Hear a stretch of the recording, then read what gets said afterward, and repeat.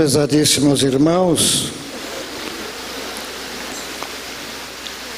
há 64 anos que Divaldo visita São José do Rio Preto. Muita gente aqui não havia nascido. Eu já.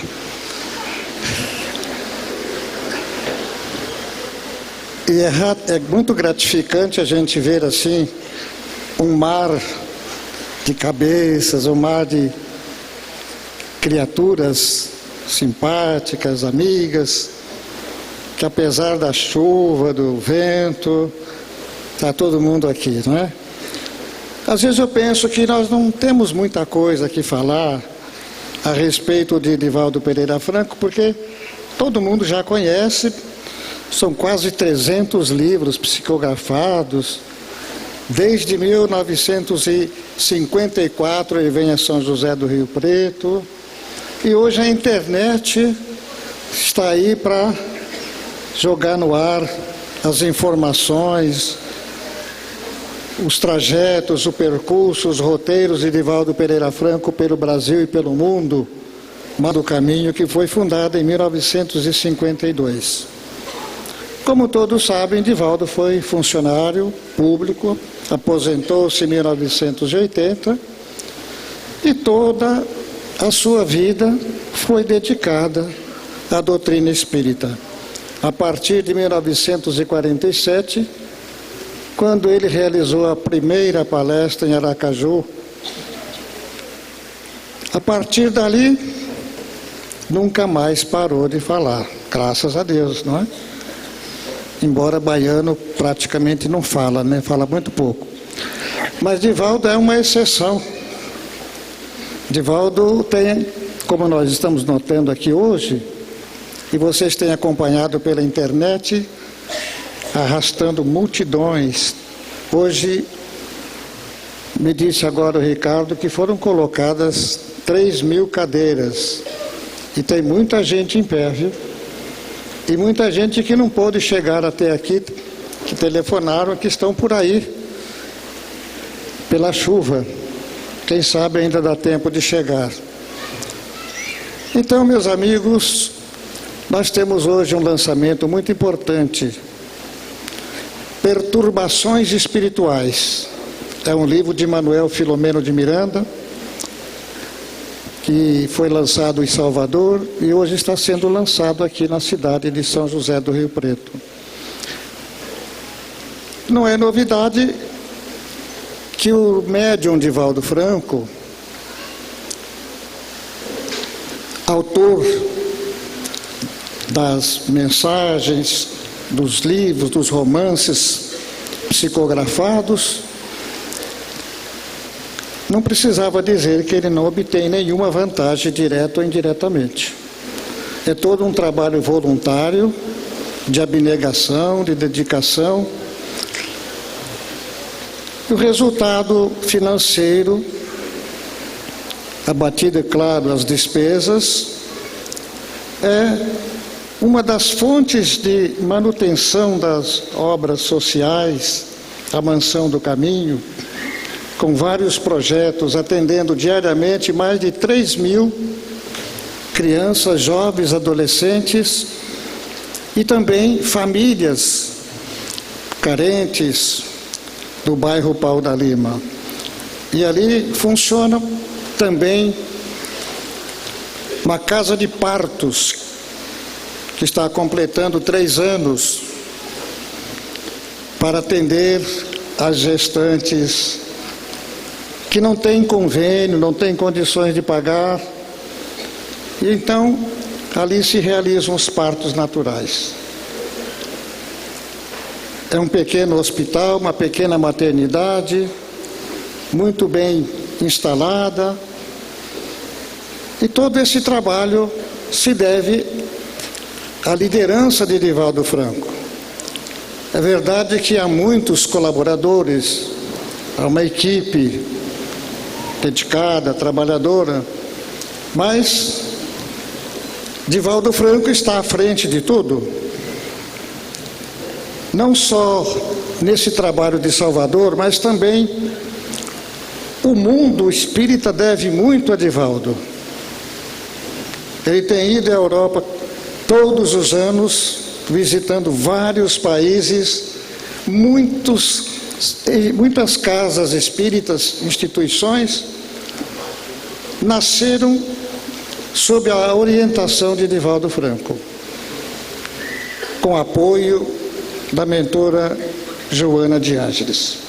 Então, muita coisa se poderia falar a respeito deste verdadeiro ícone do movimento espírita e o movimento Você e a Paz, que foi criado há 16 anos em Salvador e hoje já é divulgado em 15 países do mundo e dezenas de cidades aqui do Brasil. Então, meus amigos, meus irmãos, nós vamos ouvir Divaldo Franco.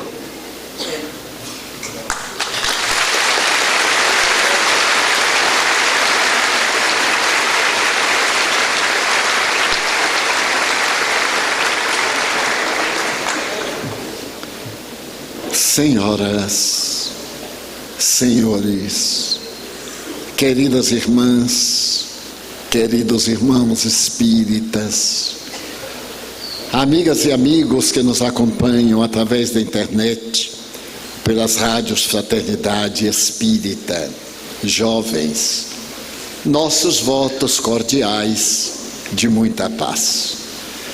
Quando o notável físico inglês Rigas, há 60 anos, através de audaciosos cálculos matemáticos, na penetração da física das probabilidades, aventou a hipótese de que deveria haver no universo uma partícula, mas tão infinitamente pequena, que ela somente podia ser conceptual. Passaram-se 60 anos e no ano passado tivemos a grande alegria de ver os notáveis cientistas da atualidade apresentarem o bóson, essa mancha que é a partícula denominada pelos modernos cientistas de Deus. Afinal de contas, essa partícula material é tão extraordinariamente pequena que se poderia dizer que somente é entendida por Deus, sendo denominada partícula de Deus. Mas isso me faz remontar ao século XVII, quando a ciência se divorciou da religião e o atomismo grego voltou à plateia da investigação cultural para poder demonstrar que somente seria possível o desenvolvimento tecnológico e intelectual sem as peias retrógradas das doutrinas religiosas. Nesse período em que se destacaram pensadores e cientistas notáveis como Hobbes, Gassendi, Locke, Lord Bacon e toda uma elite de investigadores, Blaise Pascal, que era católico, o notável matemático, que foi gênio precoce, apresentou o seu livro Les Pensées, Os Pensamentos, até hoje considerado uma obra clássica da literatura mundial. Esse notável gênio da cultura, fazendo uma análise, estabeleceu que a ciência havia levado o homem a encontrar le prix de géométrie, o espírito da razão, da matemática, da lógica. Mas havia uma outra expressão de vida, le prix de finesse, o espírito da gentileza. Para que a sociedade pudesse viver em paz, era indispensável que o espírito da razão e da lógica se fundisse no espírito do sentimento, para que então a sociedade pudesse fruir de l'esprit de cœur, o espírito do coração, e ter paz. Se por acaso, conclui Pascal, as sociedades não seguissem os dois roteiros, as criaturas humanas do porvir entredevorar-se-iam. Passaram apenas 350 anos aproximadamente. E o que nós vemos nas paisagens terrestres são as criaturas humanas entredevorando-se. É verdade que o espírito de geometria, de matemática, de razão, de lógica, atingiu as culminâncias do macro e do microcosmo. Hoje sabemos com certeza absoluta que o universo não é uma máquina, é um ser pensante, conforme assevera Sir James Jeans, o admirável físico quântico inglês, porque ele se expande, ele se contrai. E sendo dessa forma, esse pensamento tem uma causalidade absoluta, que podemos chamar natureza, acaso, Deus, causa cáusica, naturas naturans, como nos aprouver, sem que retiremos a realidade absoluta de uma causalidade inteligente, primordial, a primeira de todas aquelas que se podem conceber. Se formos para o reino das micropartículas, aí estão o bóson, e ainda se pensa na probabilidade de entre o bóson e a energia pura haver intermediários, porque nós vivemos no universo de ondas, mentes, pensamentos e ideias, conforme declarou Albert Einstein. E antes de morrer, esse notável pai da moderna física e da lei universal da energia e da matéria, deixou um legado de quase 20 mil cartas aos cuidados de sua filha, que as ofereceu a Israel, para que fosse mantido o museu em memória deste homem invulgar, com a condição de que as cartas somente seriam publicadas depois de 25 anos transcorrida a sua desencarnação. E no ano passado, as cartas de Einstein e para Einstein começaram a ser desveladas, e uma delas apareceu na imprensa internacional mais ou menos com os seguintes termos: a carta que eu te faço, minha filha, irá causar-te uma grande surpresa, mas eu estou acostumado com as grandes surpresas. Quando eu apresentei a teoria da relatividade do tempo e do espaço em 1905, o primeiro esboço, meus colegas de cátedra tentaram ridicularizar-me, zombar de mim, levar-me a uma situação desagradável. Mas eu os resisti. E aí está a teoria ainda hoje, estabelecida em bases universais. Eu sei que eu não fui um bom pai. Sei também que eu não fui um bom esposo.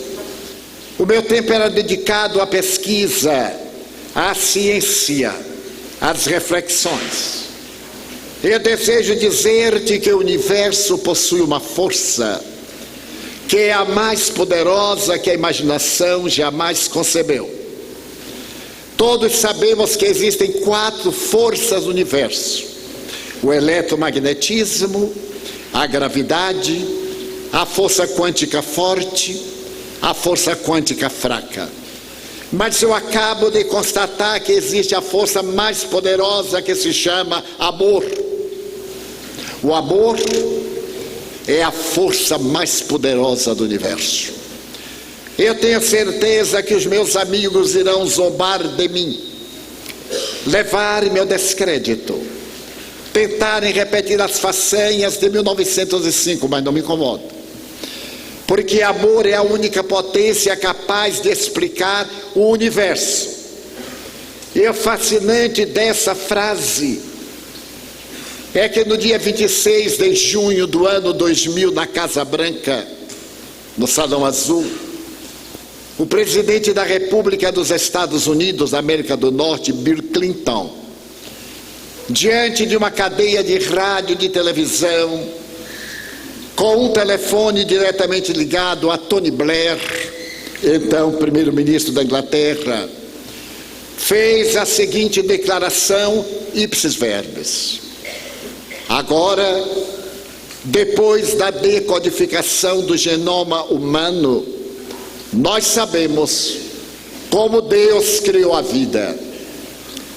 O genoma humano era o resultado de 25 anos de investigação em várias universidades, com mais de 50 embriogenistas que se dedicavam a descobrir a causalidade inicial da vida, particularmente da vida humana. E ao ser apresentado o primeiro rascunho, será o presidente da República quem irá enunciar o nome de Deus diante das pesquisas científicas. Será ele quem terá a ocasião de repetir a palavra dos geneticistas, demonstrando que no genoma humano existem 4 letras, cerca de 3 bilhões de letras, e que toda a história da humanidade, desde a primeira molécula, o primeiro vírus, a primeira aglutinação de açúcar nas águas abissais dos oceanos, toda a história até este momento, 100 trilhões de células em um circuito perfeito, encontra-se escrita no genoma humano. Ele é tão complexo que, se pudéssemos arrumar um sobre o outro, ele daria um edifício de 35 andares. E se tentássemos contar de 1 a 1, sem parar, demoraríamos 35 anos para poder demonstrar a grandeza da vida, que não pode ser resultado do Senhor acaso, nem da estupidez que o Dr. Dawson acaba de colocar na sua denominada religião do materialismo, em que, através das leis americanas, ele pediu permissão para que o materialismo seja uma religião e desfrute de todos os privilégios que são oferecidos pela Constituição. A essa doutrina nova, na qual ele diz que Deus é uma fantasia. O Dr. Dawson e a sua elite, que acabaram de criar há 2 anos essa estranha peculiaridade da religião do materialismo, que tem como símbolo a divina criação da Capela Sistina, mas no lugar da face de Deus há um caranguejo, para mostrar o ridículo, não resiste à mais mínima observação dos cientistas da atualidade. Porque depois das pesquisas colossais, está havendo um retorno a Deus como única explicação para a vida. Nesse ano que está findando, o Dr. Eben Alexander III, neuropsiquiatra da Universidade de Harvard, publicou um livro peculiar que se chama O Céu Existe. Ele teve uma problemática neurológica e teve morte cerebral. Ele foi vítima de uma doença que ataca uma pessoa em 1 milhão. E quando seus colegas materialistas iam desligar os aparelhos, a família pediu apenas uma noite a mais. E ao amanhecer do 8º dia, ele, que havia tido a experiência de quase morte, despertou absolutamente lúcido, sem nenhuma sequela. E as suas primeiras palavras foram: enquanto diagnosticáveis o meu estado de morte, eu estava lúcido. Eu os via, eu acompanhei a todas as experiências de laboratório e venho dizer que naquela fase em que tecnicamente eu estava morto, eu vivia. Comunicava-me com os meus familiares que haviam morrido. Visitei regiões esplêndidas, onde a beleza e o amor são fulgurantes. E eu sou o maior neuropsiquiatra da humanidade. Então ninguém me venha dizer que é delírio ou que é resultado de determinadas drogas químicas que me foram aplicadas. Eu estive no céu. E ante a gargalhada dos adversários, ele escreveu um segundo livro, O Mapa do Céu, que é uma cópia, guardadas as proporções compreensíveis, da obra Nosso Lar, psicografada pelo venerando médium Francisco Cândido Xavier e publicada em 1945. Então ele declara que existe uma força do universo que se chama Deus e que há uma causalidade absoluta. A grande surpresa é que ao lado da ciência que investiga e de alguns investigadores que negam a realidade do ser imortal, um outro viés de cientistas natos como a doutora Taylor, também responsável pelo estudo do cérebro na Universidade de Harvard, que teve um AVC, um derrame cerebral, no hemisfério esquerdo, e sendo ela a maior conhecedora do cérebro humano, foi acompanhando o desenvolvimento da hemorragia tomando conta da sua vida, dizendo: eu não posso morrer. E percebendo que havia dentro dela uma força dinâmica que lhe apagou a visão, lhe apagou a audição, praticamente imobilizou-a e ela se jogou do chão. Saiu rastejando até um telefone próximo, demorou 4 horas. Tentou lembrar-se do número do seu especialista e se deu conta que não podia falar. Assim mesmo, com o lado direito, hemisfério direito do cérebro em função, ela conseguiu expressar qualquer coisa que o médico entendeu ser um derrame cerebral. E durante um período de 9 anos, essa mulher notável recuperou completamente as funções físicas, emocionais, psíquicas e todo o patrimônio cultural da ciência, continuando como mestra máxima, considerada uma das 100 mulheres mais importantes da América no ano de 2007, falando da existência de Deus. O que nos surpreende, no entanto, diante dessas conquistas que fascinam, porque se abrirmos o Google agora em nosso telefone, poderemos ver o telescópio Hubble mostrando-nos o universo constituído de 200 bilhões de galáxias. E cada galáxia, como a nossa, que é uma galáxia menor, com a capacidade de 200 bilhões de estrelas, cantando a glória de uma realidade transcendental. E mais do que isto, Enquanto a Bíblia disse que ao sétimo dia Deus parou e descansou, Jesus desmentiu, porque diz textualmente: meu Pai até hoje trabalha, e eu também trabalho.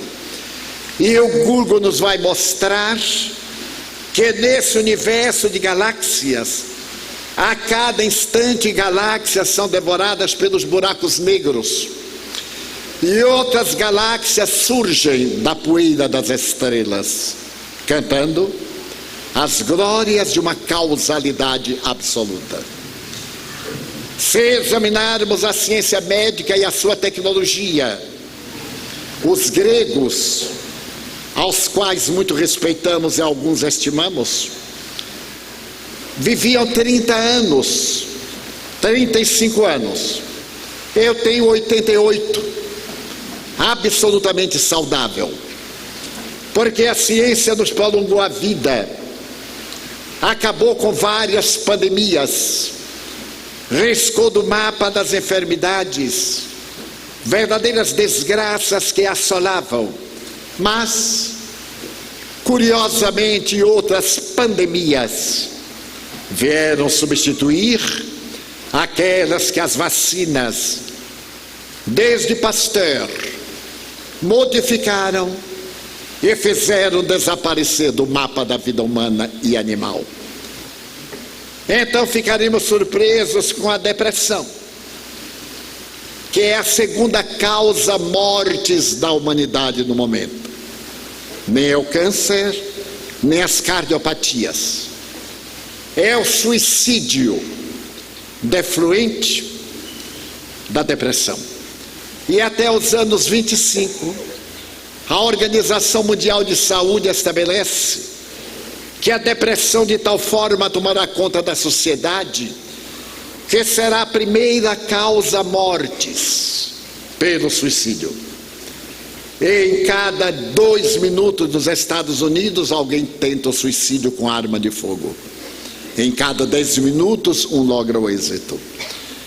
E se olharmos as estatísticas da Terra, ao lado da depressão, vemos o transtorno do pânico, os distúrbios de conduta e as enfermidades degenerativas como Alzheimer, Parkinson e quase 200 tipos de cânceres, ameaçando-nos a estrutura desse ser que penetrou no infinito máximo e no infinito micro, mostrando que algo dentro de nós não está funcionando. Por volta de há 280 anos, na Inglaterra, o filósofo Thomas Hardy escreveu uma frase profética: a sociedade contemporânea de então perdeu o endereço de Deus. Se trouxermos a sua frase para a atualidade, poderemos dizer sem qualquer pudor: e o homem moderno perdeu o endereço de Deus. Porque somos criaturas hoje atormentadas, que vivemos para 3 funções psicológicas: o individualismo, o sexismo e o consumismo, que irão corresponder às 3 funções básicas: comer, dormir e fazer sexo, que caracteriza o nosso princípio de evolução animal. Então se há de perguntar, uma sociedade que nos últimos 10 anos atingiu essas cifras aparvalhantes pela sua grandeza, mata pelo prazer espúrio dos tormentos de natureza emocional. A França chora os seus mortos. Seu presidente diz que a França está em guerra, mas nós todos estamos em guerra. Ao sairmos daqui, não temos a mínima segurança de que chegaremos em casa, por causa da violência urbana. Mas a violência urbana é filha de uma outra violência, a violência individual, a covarde violência contra a mulher, a indigna violência contra a criança, contra o idoso, contra o doente, contra os invisíveis. Essas criaturas que fossilizam em nossa cultura e nós não as vemos. Olhamos-las, mas são invisíveis. A ponto de pessoas que têm funções de zelar por crianças e trabalharem serem proibidas de entrar em clubes de luxo, porque estão mal vestidas, estão com avental, e são invisíveis, causando pânico e ao mesmo tempo desequilíbrio e tornando-nos mais violentos. Estamos vivendo uma das maiores crises da história da humanidade. A humanidade evolve através de ciclos. O ciclo do Egito, o ciclo da Babilônia, o ciclo da Pérsia, o ciclo da Macedônia, o ciclo de Roma, o ciclo de cada época. Um país, uma nação atinge o clímax e se decompõe internamente, passando a posteridade em decadência moral e desequilíbrio estrutural. A nossa sociedade, que tanto evoluiu tecnologicamente, não evoluiu moralmente. E é por isso que estamos nessa crise moral. Não é crise econômica, não é crise política, não é crise sociológica, é crise moral. É a ausência de caráter na criatura humana. É só olhar na televisão para ver a ausência de caráter de indivíduos inescrupulosos, comprovadamente desonestos, que confessaram os seus delitos, olhando para nós com a superioridade que me faz sorrir ante a fatalidade da vida. Em uma obra publicada nos Estados Unidos e recentemente traduzida ao português, que se chama O Gene de Deus, um geneticista, estudando nossa vida genética, acreditava-se que nós possuíamos 100 mil genes, mas depois de demorados estudos, constatou-se que nós possuímos apenas 35 mil genes. E que a diferença de uma criatura humana para um rato, uma ratazana, é de apenas 300 genes. Aí eu compreendi por que é que existem tantos ratos no mundo. Porque faltaram 300 genes. São biótipos.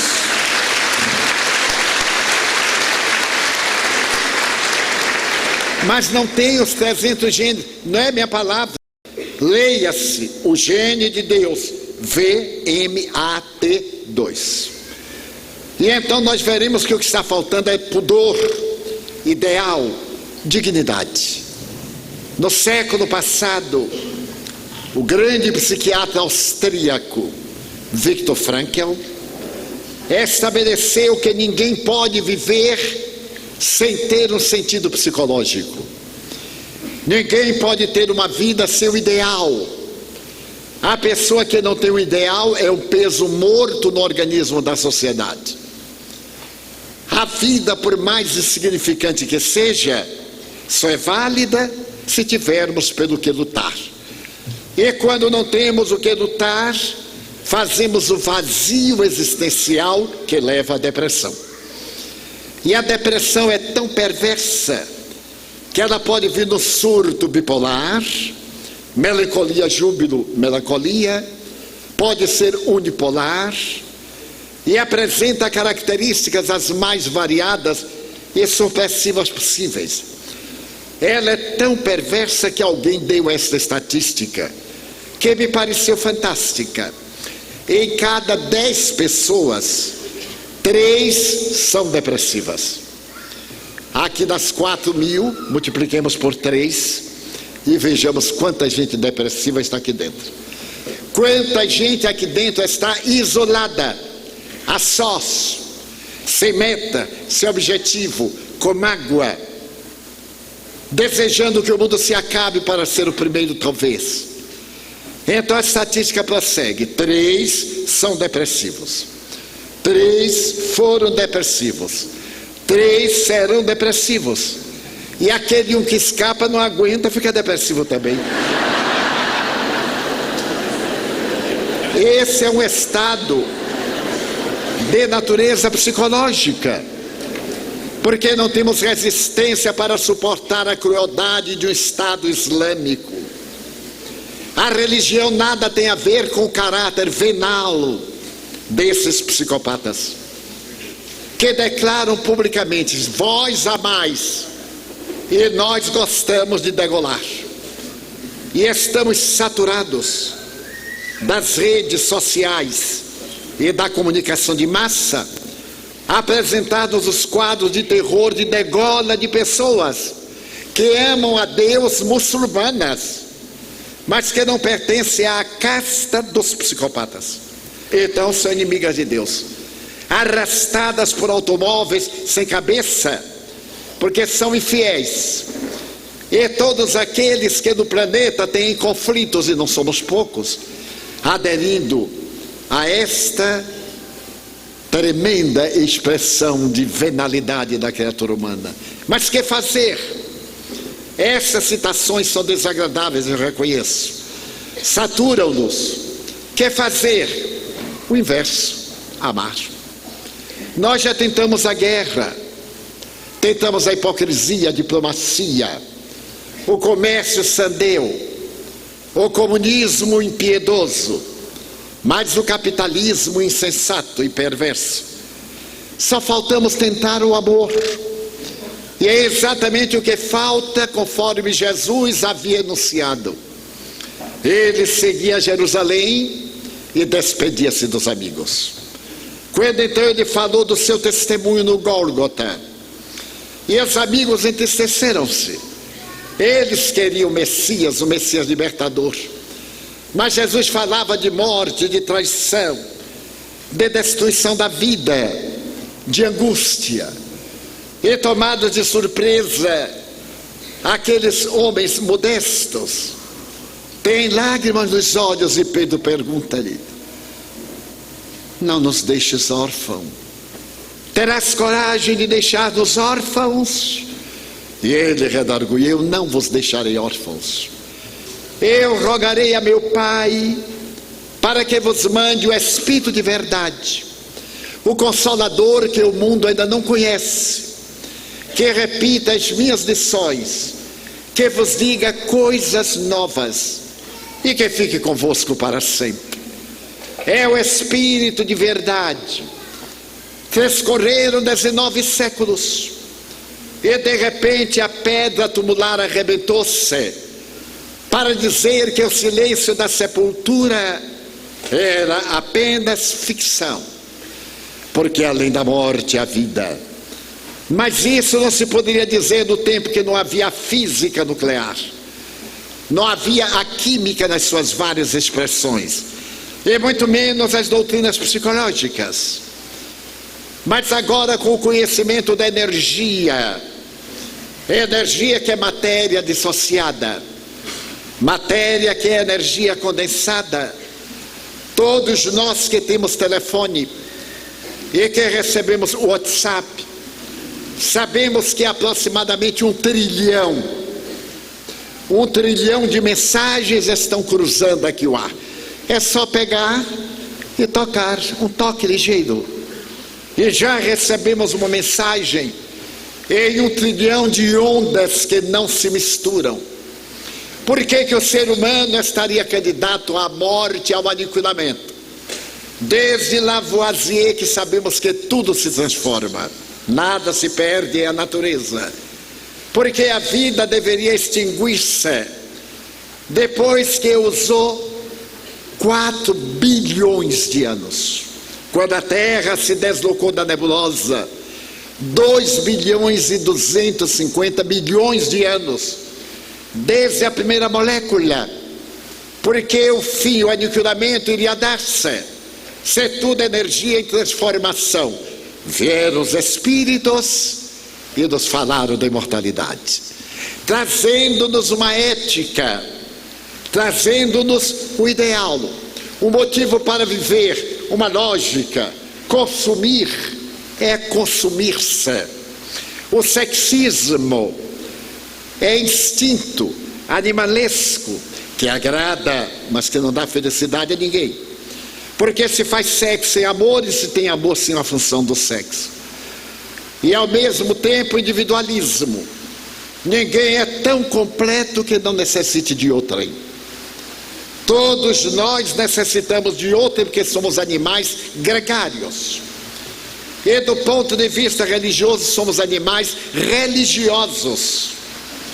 A primeira sala mediúnica da humanidade foi a caverna, onde o primatas homini deixou registradas nas escritas rupestres os primeiros cerimoniais, os primeiros desenhos da imortalidade, as primeiras lições a respeito do ser que somos e do objetivo da nossa vida, que é amar.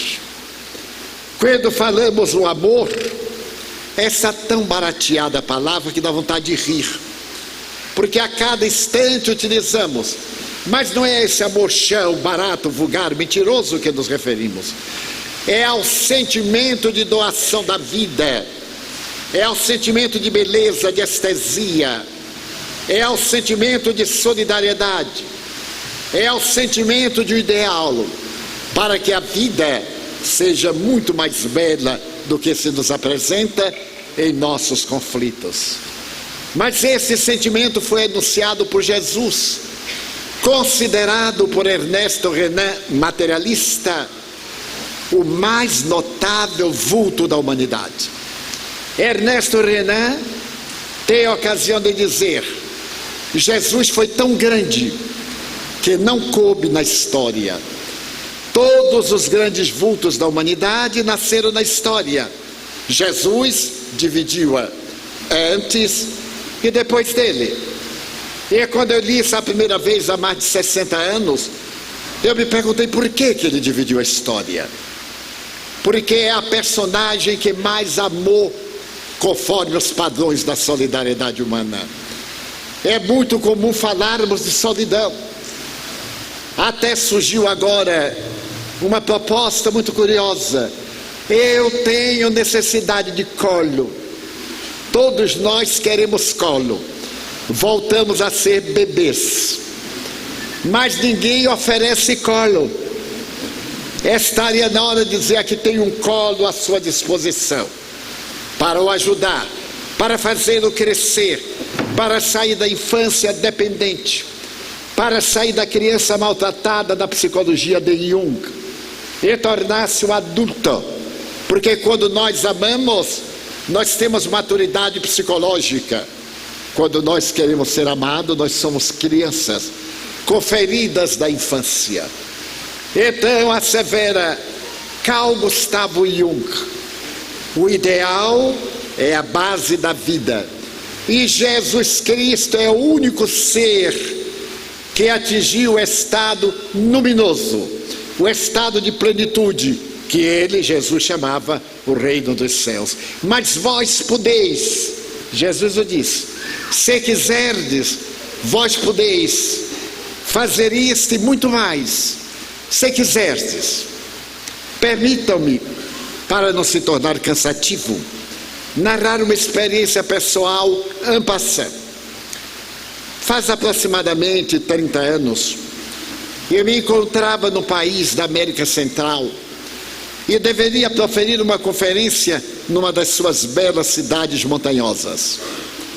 Os amigos que me levavam asseveravam que deveríamos ter um público de 4.000 pessoas, indígenas, de todas as regiões da fronteira com o México, com a Guatemala, com El Salvador e etc.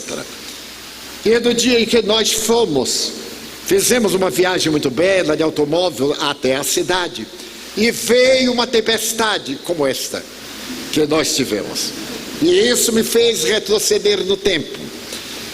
E a tempestade era terrível. O meu anfitrião me dizia: Divaldo, quando chegarmos ao Palácio de Cristal, e eu imaginei o Palácio de Cinderela, o Palácio de Cristal daquela região.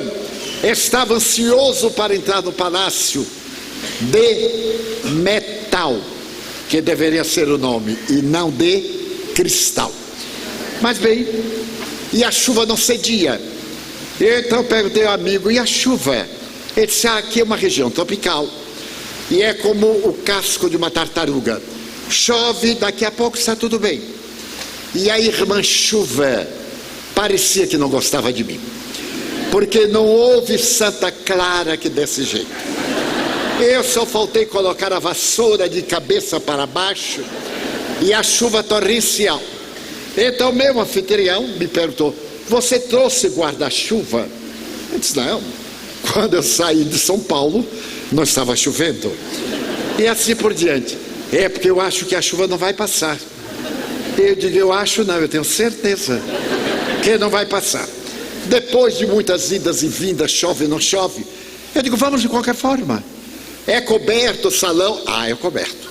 O Palácio de Cristal é coberto. Eu digo, então, eu tenho uma voz possante, sou descendente de italiano, falo com a garganta, com o pulmão e com as mãos, então alguém há de me entender, porque eu faço tanto gesto que até os surdos me entendem. Ele sorriu, pegamos o carro, as enxurradas ameaçavam-nos, e por fim chegamos ao Palácio de Cristal. Quando ele disse, olha meu irmão, eu olhei, era um barracão com meia parede e umas telhas de amianto. E eu disse, e o cristal? Ah, o cristal está lá dentro. Eu imaginei uma montanha de cristal para ser adorada. Não tinha nem cristal, até hoje eu não vi, mas devia ser psíquico. E quando nós chegamos, o salão estava abarrotado de indígenas, de pessoas humílimas, a chuva no teto, uma rádio transmitindo que ninguém entendia nada, o povo falando todos de uma vez, e todo mundo se entende, é uma coisa curiosa. E aí me chamaram para falar, fizeram a apresentação e disseram, agora com a palavra o irmão Divaldo, que vai falar da imortalidade da alma. Então eu vim saber qual era o tema agora, porque foi anunciado. Não me avisaram o tema. E enquanto eu levantei da cadeira o microfone, eu arranjei matar alguém para abordar a imortalidade da alma. Eu disse, meu Deus, me acuda, o Senhor me arranja cada coisa, me tire desta. E quando eu abri a boca, é que a chuva. E a rádio transmitia, e o microfone apitava, e dava grito, e criança chorava. E eu dizia, o inferno deve ser mais ou menos assim. Mas já que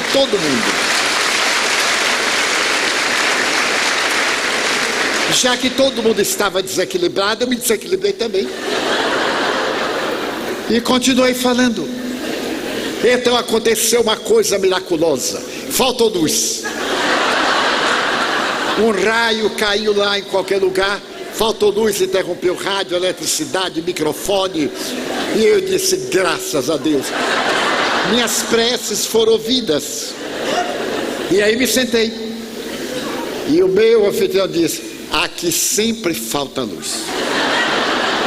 Tenha um pouquinho de paciência. Eu digo, não, eu estou com paciência, Pai Nosso, que não volte nunca mais.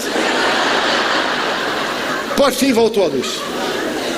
Voltou a luz e ele se aproximou do super microfone e disse, agora o irmão Divaldo vai continuar de onde parou. Eu não tinha a menor ideia de onde havia parado. Mas eu levantei e na vinda eu digo, meu Deus, lá vou eu.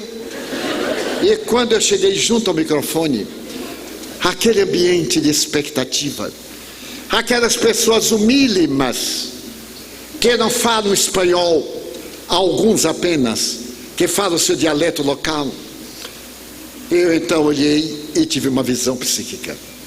Lá na parte terminal, eu vi uma entidade veneranda, vestindo uma calça longa, o tórax sem qualquer indumentária, uma pluma presa ao cabelo, e ele de lá me disse, fale sobre mim, eu sou o Deus Huracã, que eles respeitam.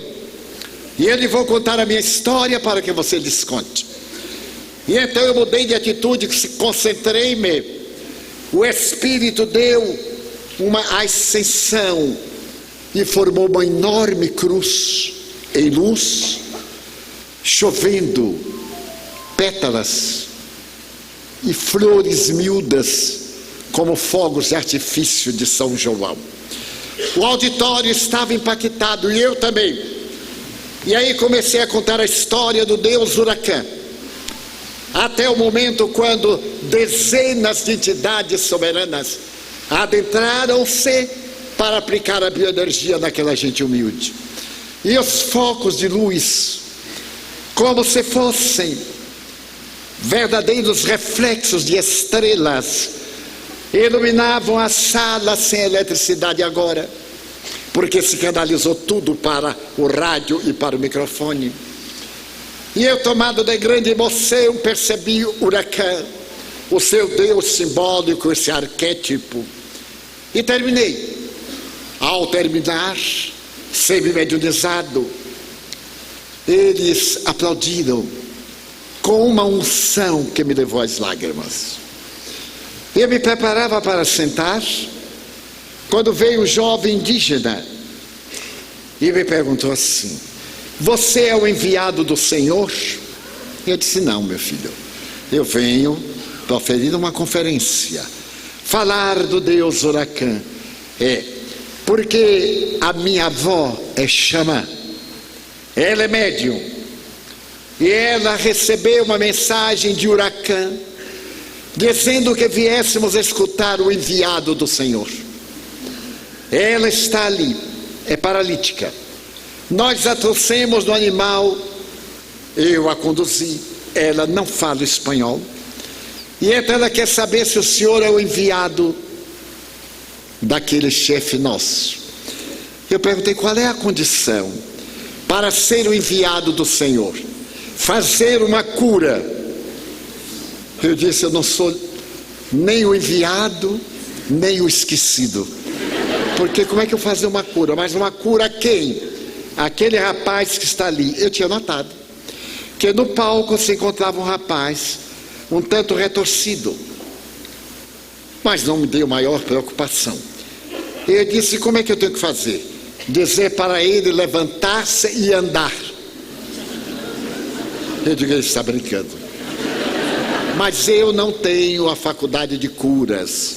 Expliquei-lhe numa linguagem bem singela: mas se você é o enviado do Senhor, terá que fazer isso para nós vermos. E chamou a senhora que veio trazida por um grupo da Taba. Eu me aproximei do rapaz, sou um homem de fé, mas não a este ponto. E eu perguntei: o que é que você tem? Paralisia. Se ainda fosse gripe. Mas paralisia. Eu disse: meu Deus, o que será de mim? E todos me olhando. E o enviado não sabia o que fazer. Mas observando o paciente, notei que ele era um obsidiado. Não era uma paralisia orgânica. Era um tipo de paralisia que eu também tive quando morreu meu irmão, e eu fiquei impossibilitado de andar, o que me traria mais tarde ao espiritismo, ao tomar um passe e ser curado na hora.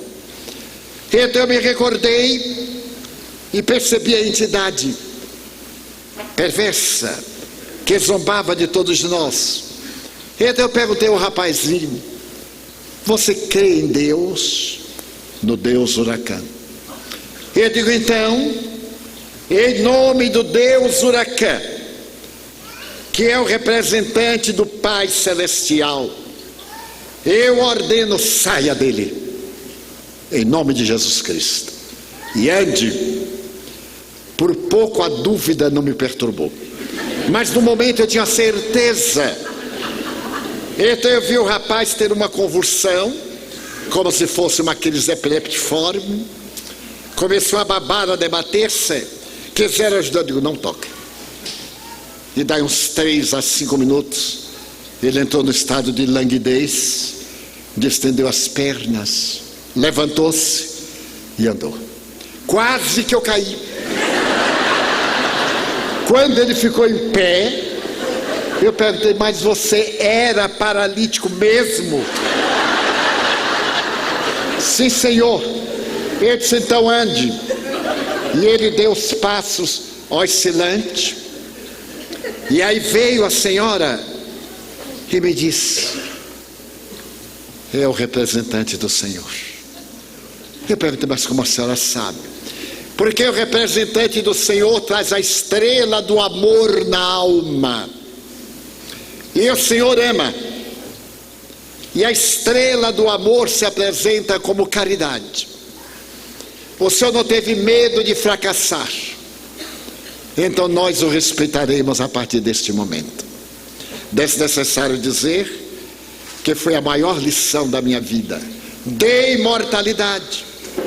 E eu vejo os espíritos desde os 4 anos de idade. Como disse o Dr. Miguel, eu já psicografei 258 livros. Alguns deles em idiomas que me são totalmente desconhecidos. E especular da direita para a esquerda, para ser lido através de um espelho. Mas naquele momento que eu perguntei: você crê? Creio. Então levante-se. Podeis fazer tudo o que eu faço e muito mais. Se quiserdes, se tiverdes fé. Veio o Espírito de verdade para nos dizer que nossa vida tem um sentido. Esse ideal menor, que é a causa da nossa luta, nos impulsiona para avançar. Mas o nosso ideal verdadeiro é a imortalidade. Somos seres imortais e devemos cultivá-lo através das lições preconizadas por Jesus Cristo, que os espíritos venerandos vieram trazer para a nossa reflexão. Faz 20 e poucos anos eu tive uma parada cardíaca. E o meu cardiologista, sabendo que eu era espírita, me disse: vai morrer. Muito gentil ele. Você tem entre 28 e 30 e poucos dias se mudar toda a sua vida. Alimentação, emoções, atividades. Não falar, imagina. Dizer a baiano para não falar. O que me faz recordar uma anedota italiana, que eu sei que aqui não tem italianos. Que 2 italianos caíram ao mar. E um perguntou para o outro: você sabe nadar? Não, nem eu. Então vamos morrer, vamos. E antes de morrer vamos conversando. E conversando, chegaram à praia. Então dizer que eu não podia conversar. Fiquei deitado, aguardando a morte, alimentação especial, evitando emoções, com angina pectoris, tomando vaso dilatador e aguardando a morte entre 28 e 32 dias. E eu disse assim: meu Deus, tomara que a hora de hoje demore 2 horas. Era dia de sessão mediúnica. Para quem não sabe o que é o dia que nós nos comunicamos com os espíritos desencarnados através dos médiuns. É uma sessão de alto coturno para pessoas que conhecem a doutrina. Não é uma reunião banal, é um momento eucarístico nosso, de comunhão com a divindade. E eu estava deitado, funcionando como médium, fazia já 50 anos, eu tinha que repousar. Quando me aparece o guia espiritual Joana de Ângeles, aos pés da cama, eu olhei o relógio, 10 para as 8. A reunião tem horário, pontualmente, 20 horas. E então ela me perguntou: que tens? Eu disse: não é possível que o meu guia espiritual não saiba o que é que eu tenho. Então ele respondia um pouco magoado: minha irmã, eu estou 95% morto. E ela respondeu: qual é o problema? Não está falando comigo que estou 100% morta? Levanta-te.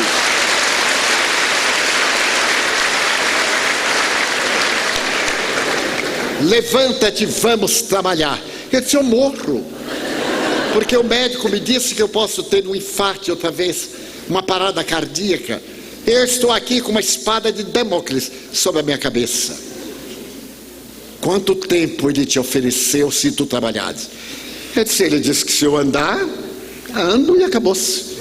Então eu prefiro que tu morras trabalhando na ociosidade dourada de uma cama. Eu já vou para a reunião e te dou 5 minutos.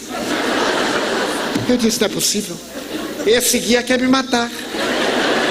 Chamei um dos meus filhos para me levar a outro edifício, porque a nossa comunidade tem 52 edifícios, onde se realizava a reunião. E fui. Cheguei ofegante, com a dor no peito, e falei ao doutrinador, que era Nilson de Souza Pereira. Até que enfim consegui. Ele disse, mas como você está aqui? Eu digo, Joana. Porque muita gente tem guia espiritual para pedir remédio para unha encravada, para queda de cabelo. Mas o meu não. É para me dar ordens. Mas ordens assim terminais. Eu já estou indo.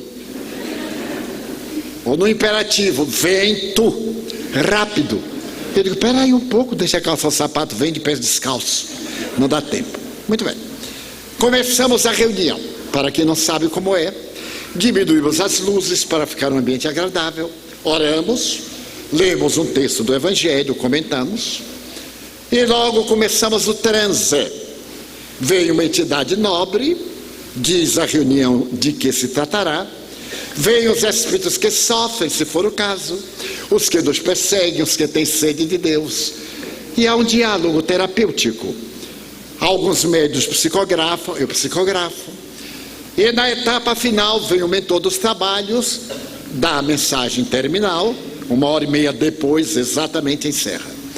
Eu fiz o transe, e quando eu acordei, olhei o relógio, 9h30. Então eu respirei, estava sem dor nenhuma. Aí eu cutuquei Nilson e disse, a dor passou.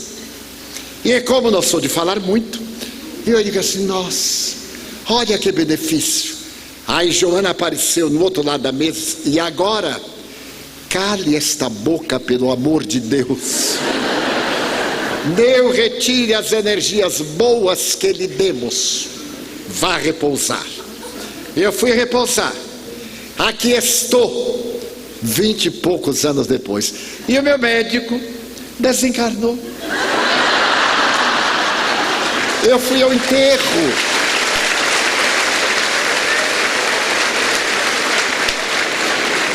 Foi a prece mais linda que eu jamais fiz. Por ele. Como diz o velho ditado, antes ele do que eu. O problema era de Deus. A imortalidade, porque depois ele me aparece e dialogamos. Ele era materialista, como disse, e eu lhe falei do esplendor da vida que sai do humus da terra, da intimidade das águas salgadas dos mares, para cantar a vida e a beleza. E o Espiritismo vem para nos dizer, vale a pena amar. Quem ama é feliz. Se o outro não nos ama, o problema é dele. Se alguém nos odeia, pior para ele. Porque toda vez que nos veja, vai ter dor de cabeça. E nós não. Então a nossa meta para evitarmos a depressão é o amor. Porque hoje o amor, diz Eckhart Tolle, o grande psicoterapeuta americano. Hoje o amor não é mais uma questão religiosa, emocional. É psicoterapêutica.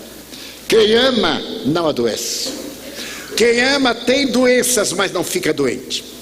Ter doenças é transitório. Ser doente é outra coisa. Eu estou saudável, mas pode ser que esteja com câncer e ainda não me atingiu os nervos para mandarem a mensagem ao cérebro. Daí a nossa busca é pela plenitude. E esses seres espirituais que nos amam, nesta hora de desafios, pedem-nos que amemos mais dentro de casa. O verdadeiro amor começa dentro de casa, porque é muito fácil amar alguém que mora em Paris, e além de muito bom, é chique morar em Paris, mas se for em Mirassol já não é tão chique assim. Então a proposta da atualidade é o desenvolvimento ético-moral da criatura humana, a busca de Deus dentro do coração.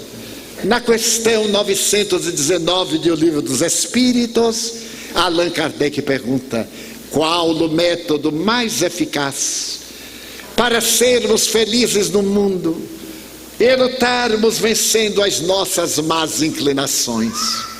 Os Espíritos responderam: um sábio da antiguidade já vos disse. Esse sábio foi Sócrates. Conhece-te a ti mesmo. E Santo Agostinho, comentando a frase, diz: fazei como eu quando estava na terra. Diariamente, quando me ia deitar, fazia o exame de consciência, e quando me dava conta que havia agido mal, no dia seguinte eu reparava o mal que fiz, e quando me dava conta do bem, eu continuava. A proposta da atualidade nessa crise, neste mundo de geometria, mas não de finesse, é para que nos desarmemos a fim de podermos amar. É um verbo, um R, desarmar para amar. E amar neste sentido de construir um mundo novo, porque o mundo depende de mim. Quando eu me levanto, a sociedade se levanta comigo. Quando eu caio, a sociedade tomba com a minha queda. Então essa ciência extraordinária vem nos convidar a reflexões. Olhemos o Papa Francisco, este notável cristão, a sua coragem, o enfrentamento com a hipocrisia vaticana, a ponto de fazer uma comparação torpe com a alta corte vaticana no começo do ano, chamá-los de enfermos pela hipocrisia, pela traição, pela infâmia, como agora furtaram documentos secretos. Ele disse: é um crime hediondo, e é um crime. Pouco importam os objetivos de quem os furtou. Daí nós temos necessidade de fazer uma nova marcha, esta para dentro. Para fora, nós conquistamos facilmente qualquer pessoa. Subornamos, compramos, criamos. Mas a autoconquista é a nossa transformação moral para melhor. Como Allan Kardec definiu que o verdadeiro espírita é todo aquele que hoje se torna melhor do que ontem, amanhã melhor do que hoje, e está lutando sempre contra as más inclinações. Então Jesus volta. Necessitamos deste homem extraordinário que por amor recebeu uma cruz, e até agora os nossos deslates, as nossas imperfeições. Mas será tão difícil amar, ou perdemos o sentido existencial? Na Mansão do Caminho, quando era um internato, agora já o não, é uma comunidade aberta, eu sabia de todos os meus filhos quando tinham namorado ou namorada. Ele chegava e dizia: namorando, hein? Poxa, tio, como é que o senhor sabe? Seus olhos. Você está com uma descarga de adrenalina e os olhos estão brilhando. Quando acabavam, eu também sabia. Ele dizia: acabou o namoro, hein, meu filho? Mas como é que o senhor sabe? Você está com este olho de peixe morto, nem aberto nem fechado. Falta de adrenalina. Então vivemos um momento histórico muito grave. O momento da nossa redenção interior, da nossa plenitude, da busca da nossa paz. Do que adianta ter e viver na aflição, possuir, possuído pela posse possuidora. Então é necessário ser melhor, descobrir os invisíveis, dar-lhes um bom dia, uma boa tarde, um sorriso. Será que é pedir muito quando entrarmos no elevador e tiver alguém assim: olá? Toda vez que eu estou no elevador e entra alguém e não fala comigo, eu digo: ó, eu não sou um toro de bananeira que está aqui em pé, não, eu sou gente. Olá, como vai? Ah, eu não vi. Eu digo: viu. Só que não falou. Mas vê como está quente, que chuva boa. Ah, é verdade, que bom. É daqui do prédio? Eu digo: mais ou menos, porque nem sou nem não sou. E então, mudarmos o mundo, mudando a nossa conduta. Dizermos àqueles a que amamos: eu te amo. Dizer mais, dizer às nossas parceiras, aos nossos parceiros: Então um amigo, muito amigo, disse: mas Divaldo, eu já não sinto nada por minha mulher. Eu digo: então minta. Porque o mentiroso tanto mente que termina acreditando na mentira. Olhe para ela e diga: mas você é linda.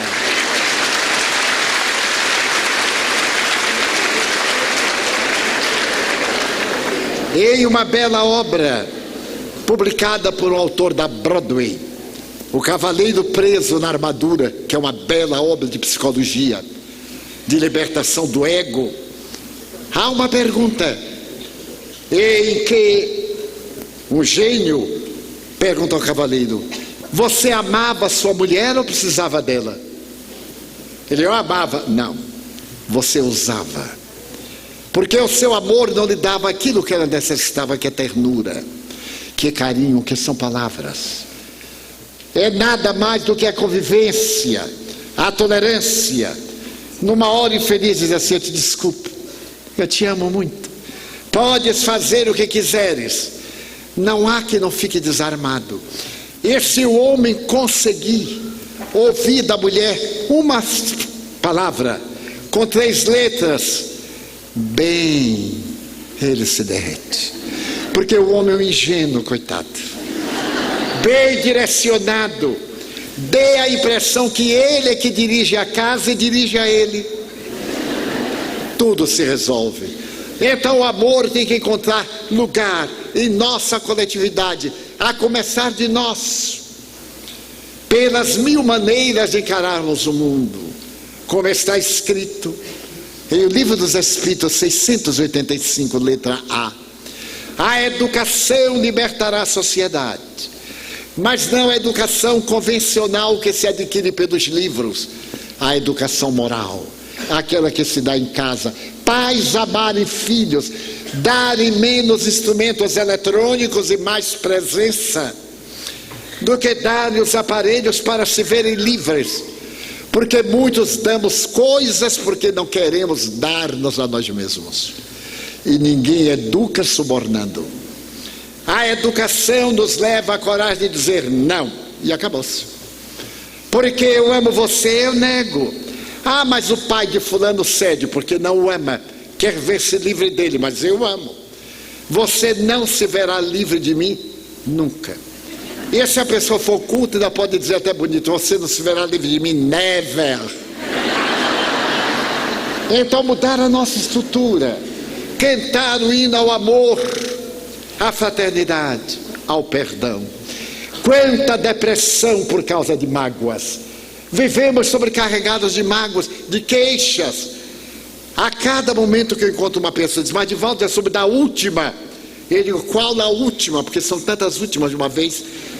Eu não tenho WhatsApp, eu sou meio desligado, portanto eu não me ligo em nada que é desligado. Dessa forma, a pessoa conta uma tragédia: você já imaginou o que fizeram comigo? Eu digo: o que você faz com todo mundo? Ah, mas eu não tenho mais direito do que os outros. Então eu imaginei durante a chuva, me recordando da cidade da América Central, de trazer o poema de Huracán para amar, porque vai chegar o momento em que nós voltaremos à pátria. A vida é muito célebre. Quando eu tinha 12 anos, eu olhava um homem de 20 e dizia: que velhote. Porque todo jovem tem a mania que vai morrer jovem, maluquice, mas é maluquice dourada, é poeta.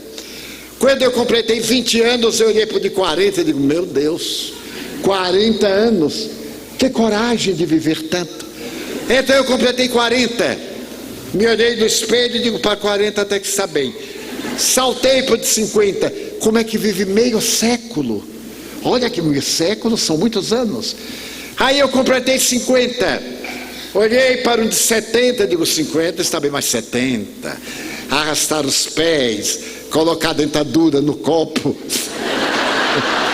na cabeceira da cama, não, de jeito nenhum.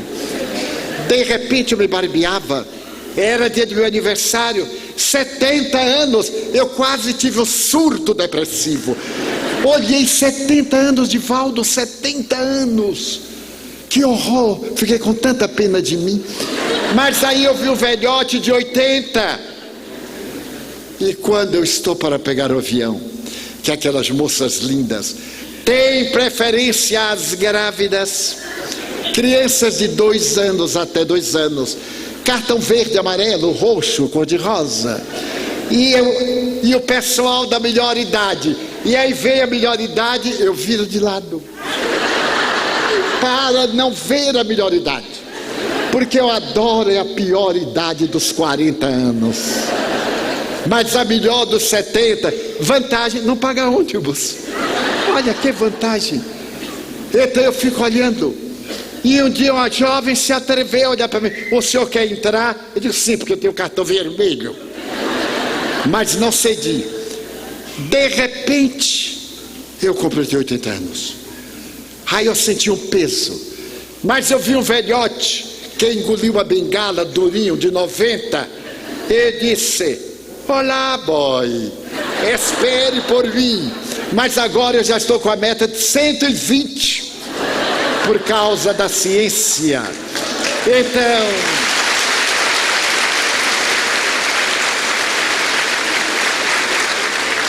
o amor nos dá alegria, a alegria de viver. Eu sempre me pergunto, terei medo da morte? Não. Preocupo-me com o morrer, porque não sei, uma enfermidade longa, depaupera, muda o nosso sistema nervoso, um Alzheimer, a estrutura do cérebro diminui, um Parkinson, uma enfermidade debilitadora. Mas a morte é a libertação que nos vai colocar em contato com aqueles a quem amamos. Exultemos aqueles que sentimos a saudade dos seres queridos, eles vivem conosco. Se orarmos, eles nos falarão, porque a mediunidade é uma faculdade de todas as criaturas humanas, não é um privilégio, é uma faculdade orgânica. Então estamos no momento da grande mudança do planeta de provas e expiações para o mundo de regeneração. Então, reflexionando em todas essas coisas, bem-aventurados somos, porque estamos vivos na matéria, dispomos de um corpo que é uma bênção de Deus, e ao invés de reclamarmos, dizemos, Senhor, eu quero dizer-te que eu amo a vida, que para mim é bela e é consentida. Muito obrigado pelo que me deste, obrigado pelo que me dás, obrigado pelo ar, pelo pão, pela paz. Muito obrigado pela beleza que os meus olhos veem no altar da natureza. Olhos que fitam o céu, a terra e o mar, que acompanham a ave ligeira que voa fagueira pelo céu de anil e se detém na terra verde salpicada de flores em tonalidades 1000. Muito obrigado, Senhor, porque eu posso ver meu amor, mas diante da minha visão eu detecto os cegos que se debatem na escuridão, que tropeçam na solidão, que choram na multidão. Por eles eu oro e a ti eu imploro comiseração, porque eu sei que depois desta lida, na outra vida, eles também enxergarão. Muito obrigado pelos ouvidos meus, que me foram dados por Deus, ouvidos que ouvem o tamborilar da chuva no terreiro, a melodia dos ventos nos ramos do almeiro, as lágrimas que vertem os olhos do mundo inteiro, ouvidos que ouvem a música do povo que desce do morro na praça a cantar, a melodia dos imortais. A gente ouve uma vez e não esquece nunca mais. A voz melodiosa, canora melancólica do boiadeiro e a dor que geme e que chora no coração do mundo inteiro. Pela minha faculdade de ouvir, pelos surdos eu te quero pedir, porque eu sei que depois desta prova, na vida nova, eles escutarão. Muito obrigado pela minha voz, pela sua voz, pela voz que ama, pela voz que legisla, que alfabetiza, que trauteia uma canção e teu nome profere com dúlcida emoção. Diante da minha melodia, eu quero rogar pelos que sofrem de afasia, os que não cantam de noite, os que não falam de dia. Oro por eles, porque eu sei que depois desta prova, na vida nova eles cantarão. Obrigado pelas minhas mãos, mãos que aram, mãos que semeiam, mãos que agasalham, mãos de ternura que libertam da amargura, mãos que apertam mãos, mãos dos adeuses que limpam feridas, que enxugam lágrimas, suores das vidas, pelas mãos de poesias, cirurgias, psicografias, sinfonias, pelas mãos que atendem a velhice, a dor, o desamor, pelas mãos que no seio embalam o corpo de um filho alheio sem receio, e pelos pés que me levam a andar sem reclamar. Muito obrigado, Senhor, porque eu posso bailar diante do meu corpo perfeito. Eu te quero louvar, porque eu vejo na terra aleijados, amputados, marcados, paralisados, que não se podem movimentar. Eu oro por eles, porque eu sei que depois desta reencarnação, eles também bailarão. Muito obrigado, por fim, pelo meu lar. É tão maravilhoso ter um lar. Não é importante este lar. É uma mansão, uma favela, um ninho, um gramato de ouro, um duplex, um bangalô, seja lá o que for, mas que dentro dele exista a figura do amor de mãe, ou de pai, de mulher, ou de marido, de filho, ou de irmão, a presença de um amigo, alguém que me dê a mão, a companhia de um gato, de um cão, porque é muito triste viver na solidão. Mas se eu a ninguém tiver para me amar, nem um teto para me agasalhar, nem uma cama para repousar, nem aí reclamarei. Pelo contrário, eu direi: obrigado, Senhor, porque eu nasci. Obrigado, Senhor, porque eu creio em Ti. Pelo Teu amor, obrigado, Senhor, pela Sua atenção. Muito obrigado, senhores.